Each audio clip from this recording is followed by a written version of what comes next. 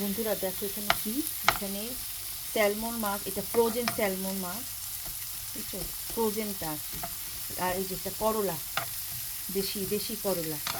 তো এই যে করলা আর এই যে মাছ, তো এটা কিন্তু স্বাস্থ্যের জন্য কিন্তু খুবই ভালো। এটা শুধু আমি আমার হাজবেন্ডের জন্য, একজন উনিই খাবে এটা।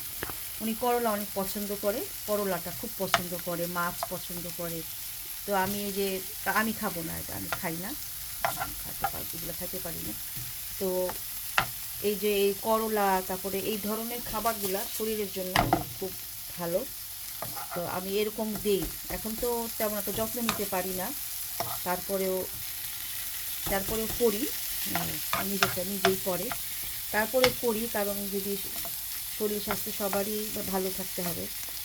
এই যে দেখো, খুবই কিন্তু মজা লাগবে খাবারটা মনে হয় খেতে, কারণ মানে মাছের সাথে করলা, মাছও শরীরের জন্য ভালো, করলাও শরীরের জন্য ভালো। আর আছে এটাতে রসুন, রসুন আর হলুদ, হলুদ আর রসুন,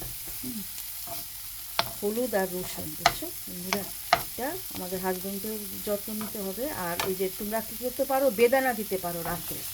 আমি এরকম করি, এখন একটু কম হয় কারণ শরীর ভালো থাকে না, ভালো থাকে না এখন। তারপরে সাথে কি দিতে পারো, সাথে একটু বেদানা দিতে পারো রাত্রিবেলা। বেদানাটাও শরীরের জন্য ভালো, বেদানা খাওয়াতে পারো।